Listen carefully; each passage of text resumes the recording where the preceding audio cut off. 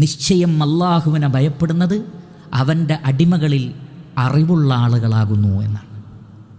അള്ളാഹുവിനെക്കുറിച്ച് അറിയും തോറും അള്ളാഹുവിനെക്കുറിച്ചുള്ള പേടി വർദ്ധിക്കുമെന്നാണ്, ഈമാൻ വർദ്ധിക്കും. അള്ളാഹുവിനെ സംബന്ധിച്ച് അറിയാനുള്ള ശ്രമം എത്രമാത്രം കുറയുന്നുണ്ടോ അത്രമാത്രം നമ്മളുടെ മനസ്സിൽ അള്ളാഹുവിനെക്കുറിച്ചുള്ള പേടിയും കുറഞ്ഞു പോകുന്നതാണ്. അതുകൊണ്ട് അള്ളാഹുവിൻ്റെ നാമങ്ങൾ, ആ നാമങ്ങൾ ഉൾക്കൊള്ളുന്ന അർത്ഥം, അതിൻ്റെ വിശാലത, അള്ളാഹുവിൻ്റെ സിഫാത്തുകൾ, അള്ളാഹുവിൻ്റെ പ്രവർത്തനങ്ങൾ, ഇത് നിരന്തരം നമ്മൾ അറിഞ്ഞുകൊണ്ടേയിരിക്കേണ്ടതുണ്ട്. അറിവുള്ളവൻ്റെ അടയാളമാണ് പരലോകത്തെക്കുറിച്ചുള്ള പേടി. അറിവുള്ളവൻ്റെ അടയാളമാണ് അള്ളാഹുവിൻ്റെ റഹ്മത്ത് നേടിയെടുക്കാനുള്ള പരിശ്രമം. അള്ളാഹുവിനെ സംബന്ധിച്ചുള്ള ഈ ഒരു അറിവ്, ആ അറിവിലെ വർധനവ്, അതുമാത്രമാണ് ഈമാൻ വർദ്ധിക്കുവാൻ നമ്മളെ സഹായിക്കുന്ന ഏറ്റവും പ്രധാനപ്പെട്ട കാര്യം. സൂറത്തുൽ മുജാദലയിലെ 7-ാമത്തെ ആയത്തിൽ അല്ലാഹു സുബ്ഹാനഹു വ തആല പറയുകയാണ്, അലം തറ, പ്രവാചകരെ താങ്കൾ കണ്ടില്ലേ, താങ്കൾ ചിന്തിച്ചിട്ടില്ലേ?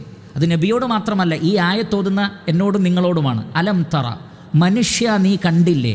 എന്ത് കണ്ടില്ലേ?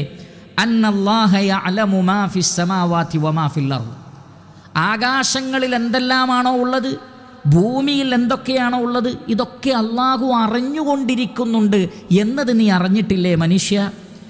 മാ യകൂനു മിൻ നജ്വാ സലാസത്തിൻ ഇല്ലാ ഹുവ റാബിഉഹും, നിങ്ങൾ 3 ആളുകൾ സംസാരിക്കുമ്പോൾ 4ാമതായി അള്ളാഹു ഉണ്ട്.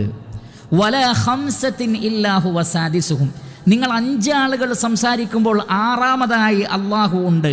വല അദ്നാ മിൻ ദാലിക, ഇനി 3-ൽ കുറഞ്ഞാലും വേണ്ടിയില്ല, വല അക്സറ 5-ൽ കൂടിയാലും വേണ്ടിയില്ല, ഇല്ലാ ഹുവ മഅഹും ഐനമാ കാനു, നിങ്ങൾ എവിടെയായിരുന്നാലും അള്ളാഹു നിങ്ങളുടെ കൂടെയുണ്ട് എന്ന് പറഞ്ഞാൽ അള്ളാഹു അവൻ്റെ ദാത്തോടു കൂടി നമ്മുടെ കൂടെയുണ്ട് എന്നല്ല, മറിച്ച് അള്ളാഹുവിൻ്റെ ഇൽമു കൊണ്ടും അവൻ്റെ സമഅ കൊണ്ടും അവൻ്റെ ബസറു കൊണ്ടും അവൻ കാണുന്നു, അവൻ കേൾക്കുന്നു, അവൻ അറിയുന്നു. എന്നാൽ അവൻ 7-ാം ആകാശത്തിൽ അർശിലാണ്. അല്ലാതെ മറ്റു ചില ആളുകൾ വാദിക്കുന്നത് പോലെ അള്ളാഹു കൂടെയുണ്ട് എന്ന് പറഞ്ഞാൽ അള്ളാഹു ഭൂമിയിൽ എപ്പോഴും നമ്മുടെ കൂടെയുണ്ട് എന്നല്ല, അത് പ്രത്യേകം മനസ്സിലാക്കുക.